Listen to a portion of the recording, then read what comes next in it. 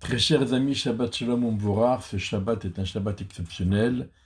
D'abord parce que nous lirons deux parashotes, Behar et Bechukotai. Ensuite, parce que la parashote de Bechukotai est une parasha très particulière, puisque elle comporte à la fois des bénédictions, si nous étudions la Torah en s'investissant dans son étude et dans l'accomplissement des mitzvot, nous serons bénis.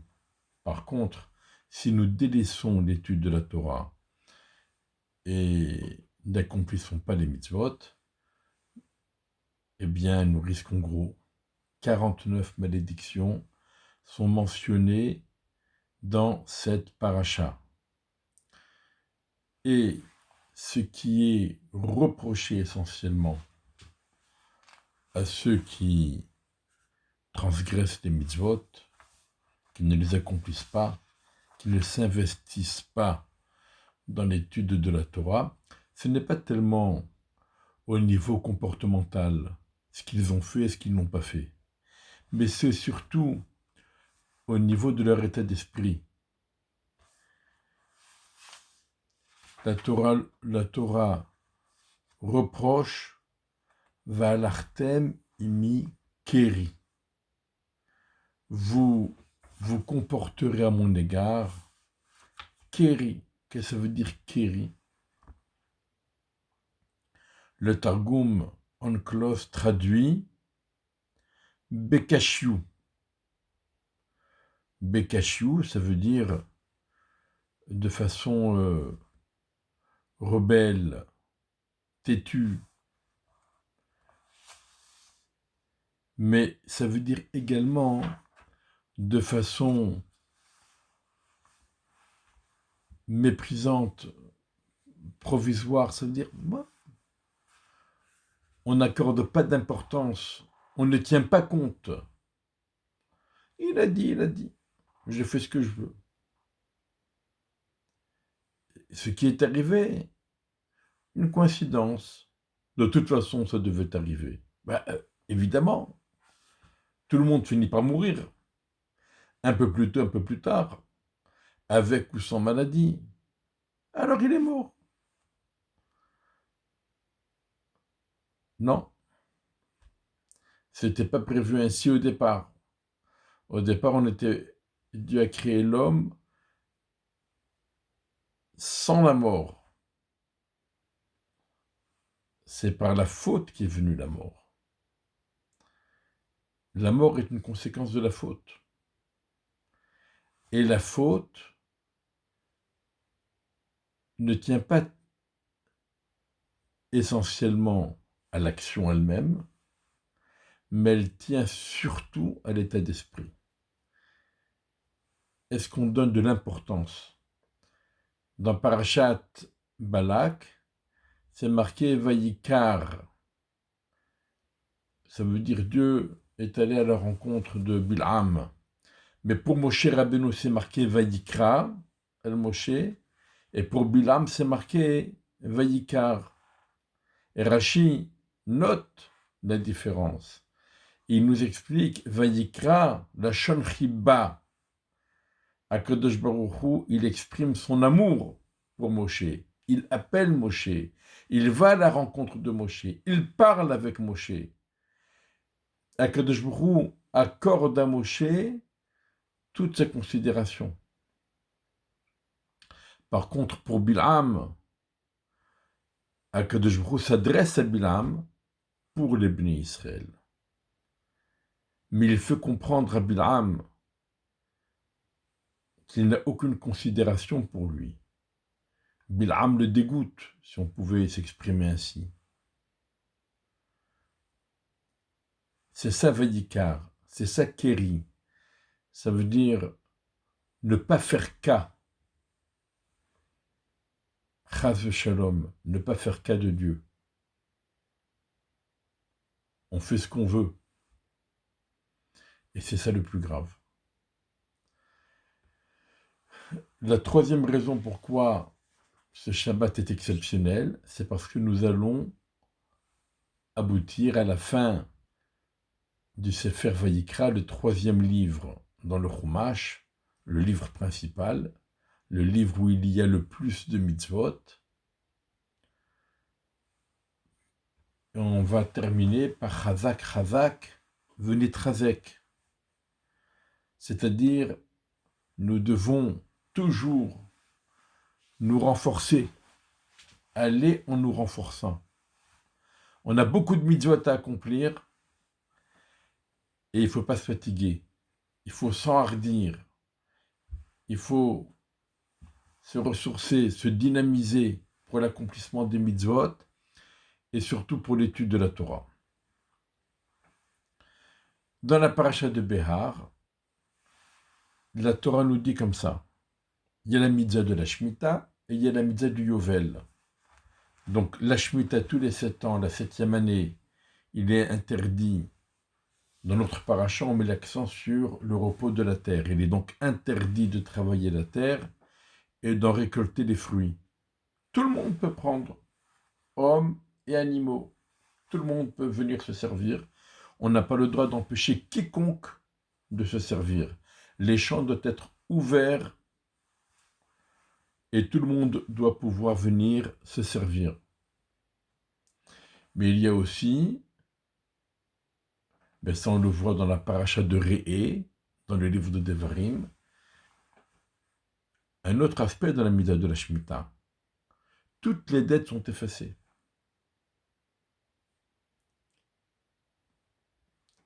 Je lui ai prêté 3 000 euros, la Shemitah est venue, ça y est, la dette est effacée. Dans la mesure du possible, c'est bien de rembourser malgré tout. Mais le prêteur, le créancier, ne peut plus rien réclamer. Parce que la dette a été effacée. Pour le Yovel, lorsqu'on a fait 7 fois la Shemitah, donc 7 fois cette année, 49 années, donc la 49e année, c'est la 7e année du 7e cycle, et elle est elle-même Shemitah, évidemment. Mais elle est suivie d'une 50e année, qui s'appelle le Yovel, et qui est également une année de repos pour la terre. Et là, il y a des choses encore plus importantes. Toutes les transactions immobilières sont annulées. Alors, pas toutes. Dans la paracha, on nous donne des cas particuliers de quelqu'un qui a vendu une maison qui se trouvait dans une ville fortifiée et quelqu'un qui a vendu une maison dans une ville qui n'est pas fortifiée. Et si c'est un Lévi qui a vendu sa maison qui se trouvait dans une des villes attribuées à la tribu de Lévi, alors il y a des cas particuliers, mais de façon générale, on peut dire que l'année du Yovel, toutes les transactions immobilières sont annulées. Tous les serviteurs juifs, ceux qui ont été vendus par le Bédine parce qu'ils avaient volé, en l'occurrence, et qu'ils n'avaient pas de quoi rembourser le vol, ils étaient vendus par le Bédine en tant que serviteurs pour rembourser la dette. Eh bien, au plus tard à l'année du Yovel, des fois même à l'année de la Shemitah, mais disons que à l'année de la Shemitah, on pouvait encore continuer à servir son patron. Il y avait toute une procédure. Mais en tous les cas, venue l'année du Yovel, il n'y a plus aucune procédure qui tienne. Tous les serviteurs sont affranchis et rentrent chez eux.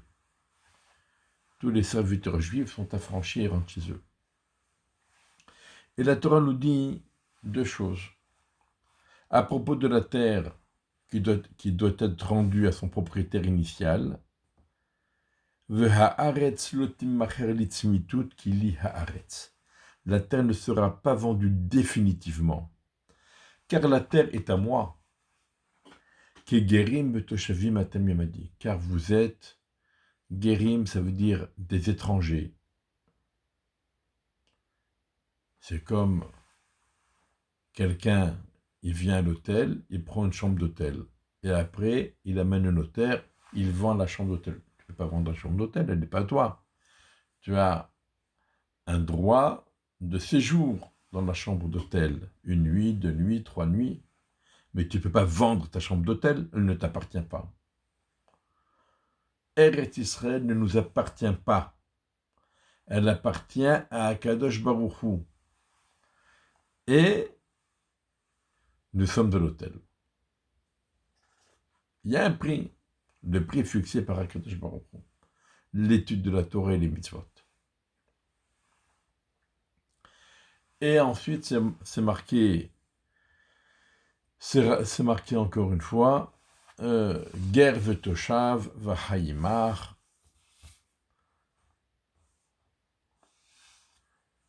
À propos des serviteurs, c'est marqué qu'il lit Ben Israël avadim avadayem. Les Ben Israël sont mes serviteurs, à moi, pas à vous. Vous n'êtes pas propriétaire de votre frère. Alors c'est marqué ici qu'étant donné qu'on ne pouvait pas vendre de façon définitive un terrain, donc le prix, évidemment, va être fonction de la durée de la vente, puisque à l'année du Yovel, le terrain doit retourner à son propriétaire initial.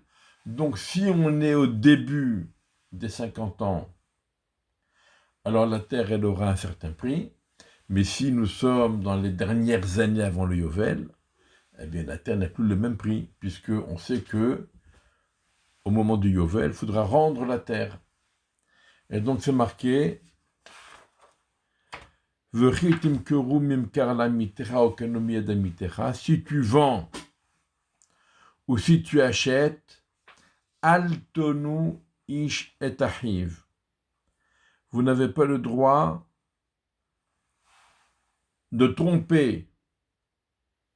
Quelqu'un n'a pas le droit de tromper son frère. Ça veut dire le prix doit être fonction de la durée de vente. Et 2 versets plus loin, on le répète. Velotonu ishetamito. Vous ne tromperez pas chacun son prochain. Veyareta me Elohecha. Et tu craindras Dieu. Qui ani Hashem Elokrem, car c'est moi l'Éternel, votre Dieu. Donc on répète encore l'interdiction de se tromper les uns les autres dans le prix du terrain. Donc il faut essayer de comprendre pourquoi la Torah, dans le même passage, à 2 versets d'intervalle, dans la même affaire, elle nous répète 2 fois l'autonou. Vous ne tromperez pas les uns les autres au niveau du prix du terrain.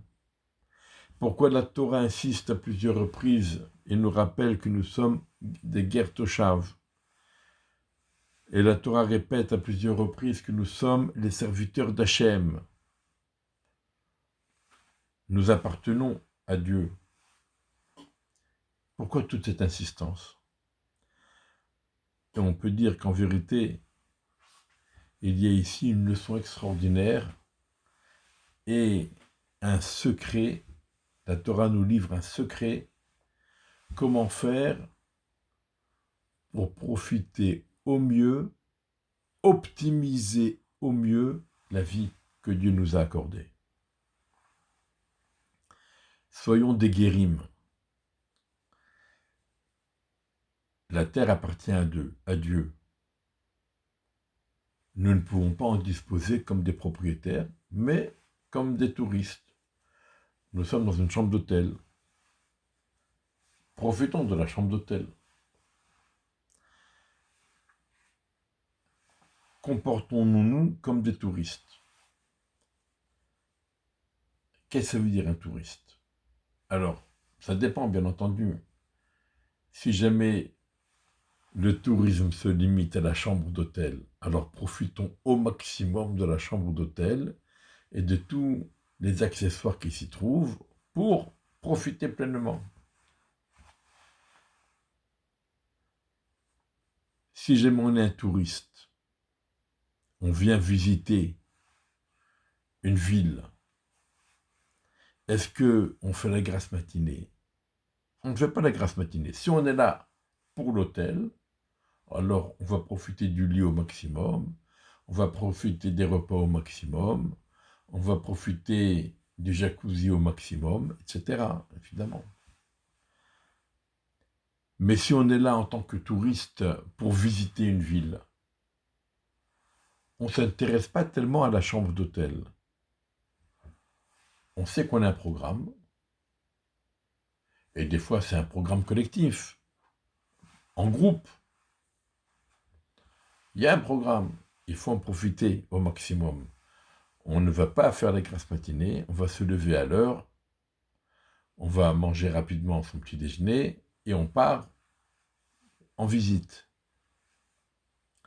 Est-ce que ça nous intéresse de savoir de quelle couleur est la moquette et la qualité du drap et la qualité de ceci, de cela? Non, on n'est pas venu pour dormir et pour passer son temps dans la chambre, on est venu pour visiter la ville.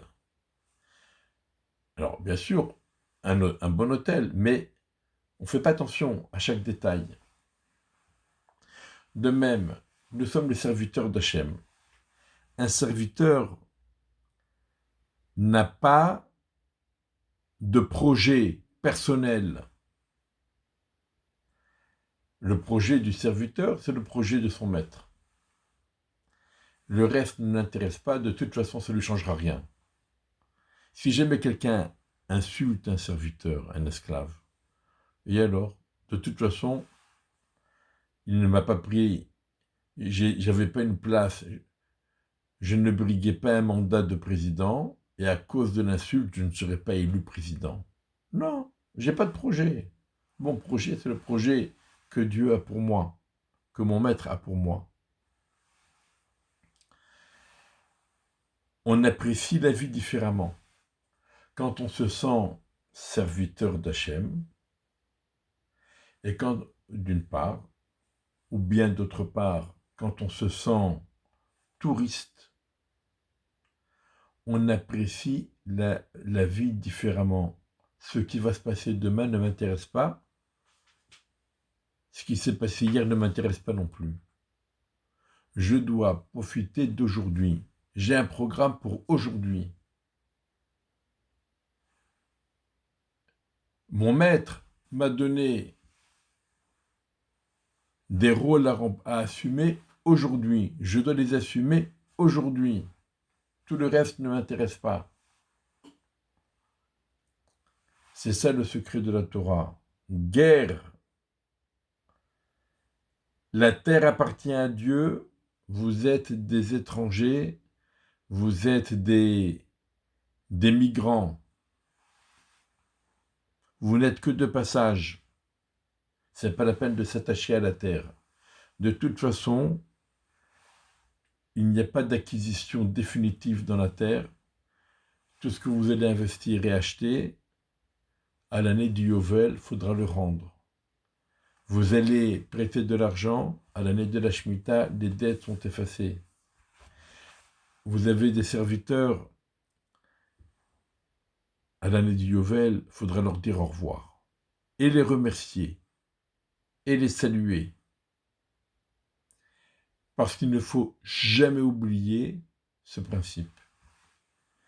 Et qu'est-ce qui va nous le rappeler de façon continue durant toute notre vie? Vayaretam Elohecha. C'est la crainte d'Hachem. Ça ne sert à rien de tromper. Qu'est-ce que tu veux gagner? Pourquoi tu trompes? Pourquoi tu trompes ton prochain? Parce que tu t'inquiètes pour demain. Ne t'inquiète pas pour demain.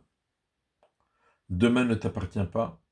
Tu es un serviteur de Dieu, tu appartiens à Dieu, ton projet c'est le projet de Dieu. La terre ne t'appartient pas. Tu veux prendre du ribit, tu veux prêter à ton frère malheureux et tu lui exiges un intérêt, pourquoi tu prends un intérêt? C'est quoi l'intérêt? Tu lui as prêté 100 pour un mois, dans un mois tu vas récupérer 110, pourquoi? L'intérêt,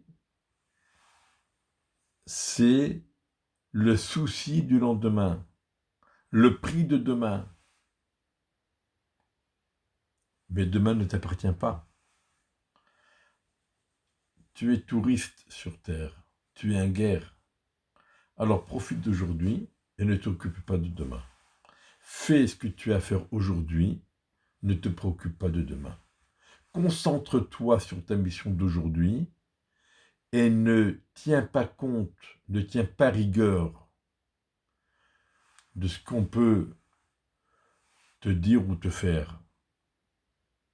C'est ça la leçon de la Torah et c'est comme ça que on pourra Chazak, Unit Chazek, on pourra se renforcer continuellement en se concentrant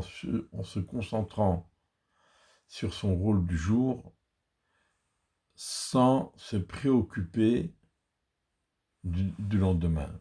Et quand on fait ainsi, alors toute notre vision de la vie change. On n'est pas meurtri par hier et on n'est pas désespéré par demain. Parce qu'on vit aujourd'hui. Voici une belle leçon de la paracha qui nous aidera à nous préparer à Shavuot, au don de la Torah. Ezra a instauré qu'on lise cette paracha de Bechukotai, donc juste avant Shavuot, pour nous rappeler ces principes de vie, Bezrat Hashem, qu'Akadosh Baruch Hu nous aide dans cette façon de vivre et que nous puissions toujours progresser en investissant